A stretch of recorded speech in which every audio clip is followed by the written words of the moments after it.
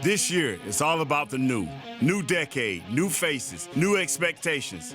And as the Cowboys are on their quest for 6, they got the same dream. Where would this team go? There's no limits to what they can accomplish.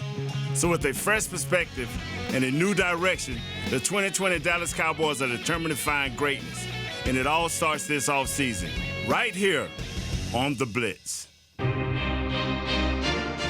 Oh, what a crazy week it has been in the sports world, but it's time now for a brand new episode of The Blitz from the Star in Frisco. Welcome Kyle Youmans to the show in place of Bill Jones. I'm Lindsay Draper. Kyle, introduce yourself. Tell us what all you do and where we can find you. Well, of course, you can find me on the DallasCowboys.com draft show, and being a part of the draft coverage and a new part of this media team for the DallasCowboys.com. So just an outstanding start, and I'm excited to dive into this Cowboys offseason. He's everywhere else, too. He's humble. He's at basketball, college basketball, all kinds of stuff. So you might see him other places, but boy, this is going to be a crazy one as we try to wrap our minds around everything that has happened in the sports world this week. So many things canceled, but for the Cowboys and for the NFL, Kyle, it was really just the dates being pushed back a little bit, and the craziness is going to start on Monday when things happen and the legal tampering window opens up, and then Wednesday free agency begins, which is what you've been waiting on, studying the draft and all these players. Exactly. It's been such an offseason full of question marks already, and whenever you look at really just the Dallas Cowboys as a whole, with the 25 free agents going into this offseason, the draft, very crucial. The transition and franchise tags, very crucial as well. This is something that the Cowboys have really waited on, this deadline, and the fact that it's been pushed back. You throw in the extra wrench of really society, what they're going through right now. It even makes it even more crucial to figure out exactly how things are going to pan out in order to make this roster really where it needs to be in order to compete next year. Exactly, and when it comes to these college guys and the free agents, we're usually heating up time where you start to see these players coming in for visits and their pro days kicking off. And of course, with the coronavirus happening, a lot of these things are being canceled, Kyle. And now we're talking about maybe Skyping in for some of these interviews. And I know a lot of times, just from my experience, the scouts love to sit down with these guys and hang out all day, have lunch in the training table. So this is impacting the draft for these next few weeks heavily. Oh, it really is. And whenever you look at pro days, of course, a lot of those workouts are because they didn't have workouts at the Combine. Of course, the Combine wrapping up a couple weeks ago in Indianapolis, and with some of the guys who either didn't run a 40, maybe didn't throw out the bench times, and some of these different 3 cones and drills that scouts need to have to complete their reports on specific draft prospects. The fact that maybe there's not a chance to have those times. And there's so many options and scenarios that you could potentially go into in terms of filling out those times. Maybe, like you said, Skyping. They may have to Skype drills, maybe just a camcorder. We've got technology nowadays that you could throw a potential camera phone up, film a 3-cone drill, and maybe scouts can time it from home. And then in terms of the visits, the 30-day visits, the fact that a lot of those are going to have to be done remotely, the point of those visits is to get information, continue to figure out exactly who these guys are as people, and then find out if they're a good fit with this coaching staff. And that's tough to do over Skype. It is. It's a job interview. You want to see what they're wearing, how they look, are they confident? And now it's all going to be over Skype. But what will go on? The Hall of Fame game, August 6th. Cowboys are playing in that against Pittsburgh, and Mike McCarthy will have a long, stretched-out training camp now. Add that week on the front, and it sounds like he really enjoyed his visit out to Oxnard and may want to do a lot of training camp out there. Yeah, no doubt about it. And of course, he was excited to go out to Oxnard and actually see how things were working out with the new training camp facility for Mike McCarthy, not of course for the Dallas Cowboys. But the fact that the Hall of Fame game is here for the new coaching staff is crucial. The fact that they will get an extra week, an extra preseason game to kind of implement that system. It's the 7th time they've been in that Hall of Fame game. And for those of you who care about the preseason records, 3-3 so far, but I think the biggest thing is the fact that this new coaching staff has some extra time to get with these players. Yes, and a great story with the Jason Garrett era. Absolutely. Jeff Heath, that's where he really shined in that Hall of Fame game back in the day and caught their attention during training camp. So you never know what could happen. And then, of course, the last bit of news of the week, Cowboys awarded a 5th-round compensatory pick for Cole Beasley. Hey, never hurts to have another draft pick. I like that 5th-round area. You can sometimes find a gem in there. Absolutely. I mean, you have pick 179. You're one pick behind the other comp pick in the 5th round in the Denver Denver Broncos, who are up at 178. And, of course, with some fifth-round picks, you're going to have to take a risk on some of those guys. But, like you said, with so many holes in this offseason for the Dallas Cowboys, it's crucial that you fill some of the depth of your roster with some cheap contracts from some of these rookies. And it's such a deep draft at places like wide receiver, interior defensive lineman. You could be able to find some guys there that may make an impact early. Coming up later in the show, Kyle is going to give us a special look at a player who could end up at that pick or maybe at 17. You don't know. But next up, we have Nick EATMAN of DallasCowboys.com joining us in studio. He's got the whole order of how these deals are going to come about right after this. The Dallas Cowboys Blitz is brought to you by AT&T. Just okay is not okay. And by the Dallas Cowboys Football Club. For the ultimate Dallas Cowboys experience, tour the Star in Frisco where the Cowboys train and work. For more information, visit thestarinfrisco.com/tours.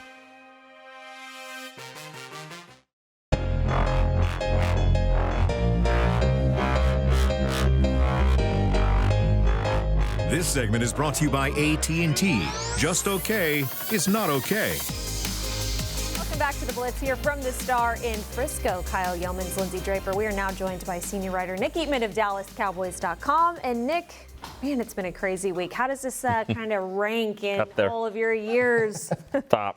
Right Dates changing, sporting events being canceled worldwide, and we still got the NFL deadlines coming up. It seems like those are all really going to stick in place for now. Yeah, I mean, it's certainly weird when you work for the Dallas Cowboys and you're writing all these stories and talking about everything Dallas Cowboys related, and then realize that it's not a top priority, at least for right now with all the things happening worldwide. But when you break it down that way and you say, all right, well, what's happening with the league, and it still goes on, and you still got to figure these things out. I mean, these deadlines as we stand right now are still kind of out there for later in the week. Nothing's changing, nothing's getting pushed back, and so the priorities, those names that were still there, are still right at the top. Got to sign Dak, got to sign Cooper, and then the rest of the guys. Well, and even with the long list that you have to go through in terms of signing these guys and getting these deals done, it was already going to be a tight window. Now with everything kind of thrown into it, that window gets a little bit tighter. What's that going to do in terms of the effect of getting some of these deals done? Maybe it'll get them done. I mean, that's what Stephen Jones says all the time. Deadlines make deals. So let's go. Let's make some deals. And I think that's always been the case. Back in the day when draft picks were getting signed, on their own, it would be right before the start of training camp. It's just because, that's when the deadline is. And so in this case, I think it's no different. I think that you'll start to see maybe not Dak and AMARI, but one of the other, I would imagine, probably AMARI. We talked earlier this week, and you mapped it out for me. You said, here's what's going to happen. Maybe not all, coming up by Monday or even Wednesday of next week. But what are the names and types of deals that you see getting done? Who are some of these guys coming back for 2020? All right. I think it'll be AMARI Cooper getting a deal, probably a 2 or 3 year deal, which I think would be perfect based off of what we know of him. And I think what he would want, that would be great. I think Dak's probably going to get a franchise tag. And I think when free agency starts, I think the guys that will re-sign with the Cowboys will be Robert Quinn, LP Ladouceur. Robert Quinn will be back? I think so. LP, the snapper for his LP 58th year. Yes. And I think Anthony Brown, a cornerback. You got to have a cornerback in there.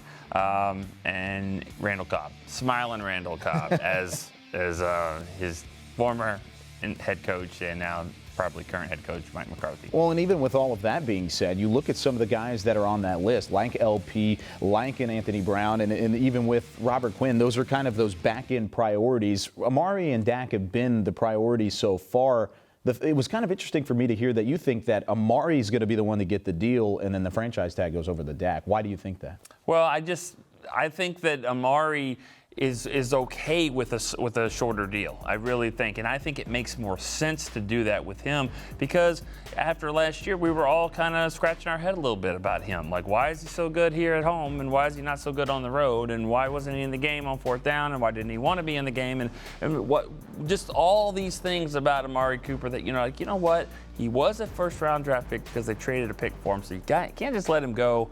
But I still think there's questions to be asked. Is he a really good receiver? Yes. Is he the best in the league? No.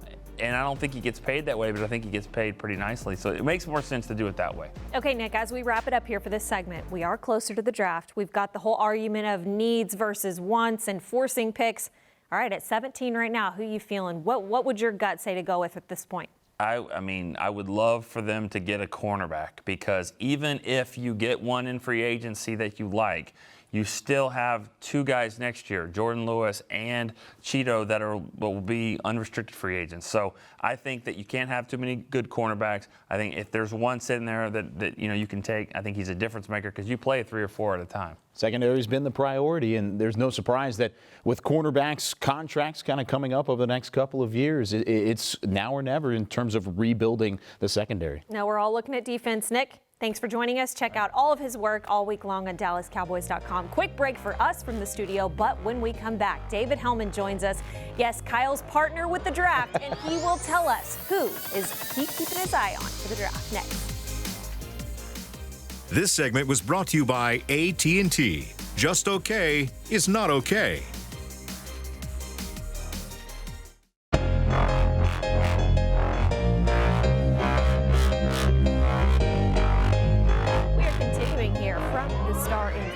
Keeping you updated with all things off-season happening here on the Blitz. And next up, we have Dave Hellman and Danny Sarek joining us here as we keep our eye on the draft.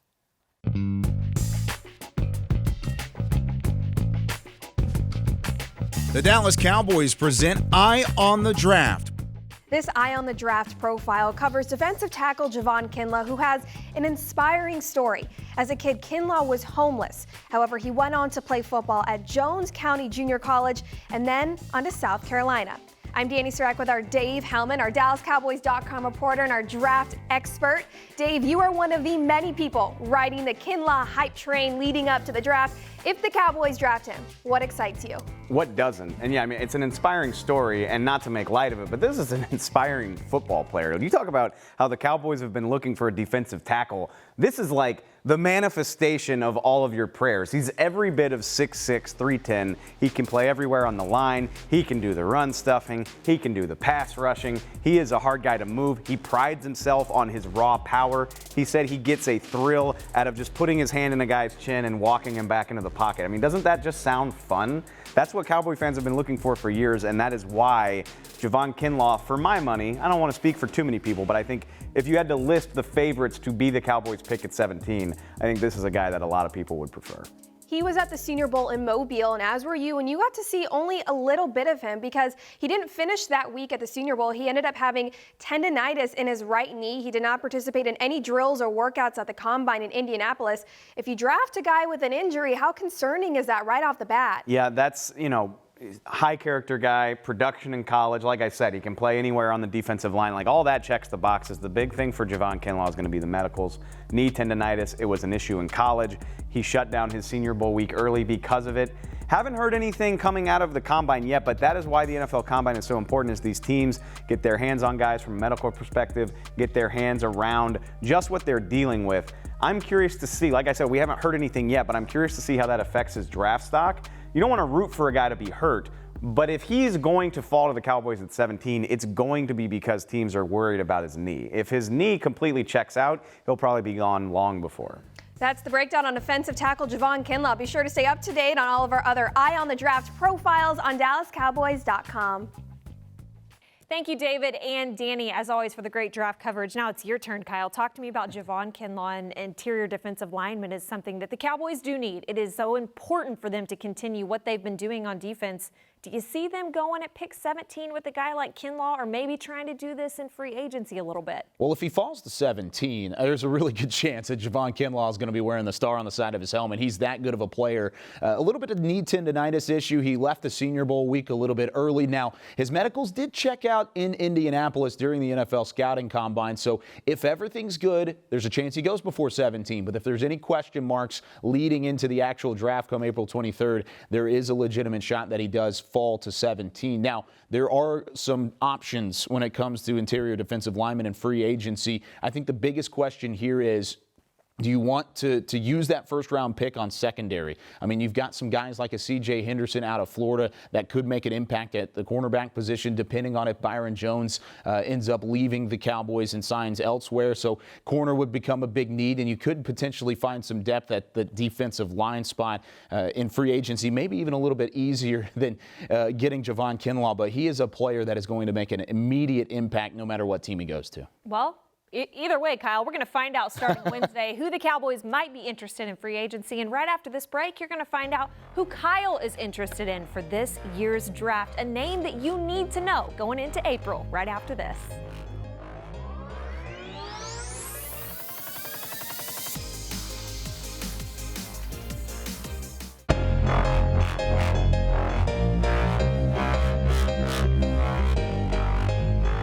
You enjoyed the draft, because that's all we got time for today. There's so many prospects out there, and while I've got Kyle on set with me who has been studying the draft, we got to talk about another potential pick. This guy might be a day 2 safety that could end up with the Cowboys. You think he'd make people happy? Oh, yeah, absolutely. If he's there for the Cowboys at pick 51, then I'm giving a high five to the person next to me, and if he ends up wearing the Cowboys helmet. Now, ANTOINE Winfield Jr., safety prospect out of Minnesota, a little bit undersized, but the man has a football IQ. Really, since the early days of his lifetime, his dad was a 14-year veteran in the NFL and gave him a first-class education in the game of football. End zone for the win, and it's intercepted, and Minnesota wins it. Winfield. I rise to my level of competition, and I know when the lights are on and we need to make a play, that's when you'll see me out there. For Minnesota safety ANTOINE Winfield Jr., the spotlight is nothing new. An All-American as a redshirt sophomore and a star in the secondary that has already drawn comparisons to his father, a 14-year veteran who played for the Bills and Vikings until 2012. You know, we're almost about the same in size. And, you know, my dad had a lot of heart, and that's kind of what I looked up to in him. That's just something I kind of modify my game after, you know. It's not about how big you are, how tall you are. It's about how much fight you have. Both a bit undersized for the defensive backfield have had to earn their keep with athleticism and football IQ, putting the father and son duo in the film room early. Like, my dad would lay in his bed with his laptop, and I would be sitting right next to him watching film. In particular, I remember it was Calvin Johnson. I remember he had to play Detroit one week. And I remember I just sit next to him, watching him, and he was just breaking the film down and everything. So that was a cool experience that not most people get to do. Now, as we approach the NFL draft, ANTOINE has already made a name for himself. You know, I'm my own identity. I'm ANTOINE Winfield Jr. You know, a lot of people call me ANTOINE Winfield. I'm like, no, that's my dad's name. A prolific safety that forced 7 interceptions and 2 fumbles this season, en route to becoming one of the best defenders in the country. Versatility is my best attribute. I can pretty much play anywhere. And also creating takeaways. You know, that's my goal, to create takeaways for my team. That gives us the best opportunity to win. Winfield Jr. displayed that versatility during the NFL Combine and opened the eyes of many organizations, including the Cowboys, as he skyrockets up draft boards and nears the lifelong dream of following in his dad's footsteps. It's very special. You know, this is something I've always wanted to do ever since I was a kid. I watched my dad play in the league for 14 years, and I knew at a young age this is what I wanted to do in my life. Reporting for the Blitz, I'm Kyle Youmans. Thank you, Kyle. Check him out on the Draft Show every week on DallasCowboys.com for more prospects like that. Quick break here. When we come back, we'll wrap it up, and we've got a fun fact for you about a former Cowboys coach right after this.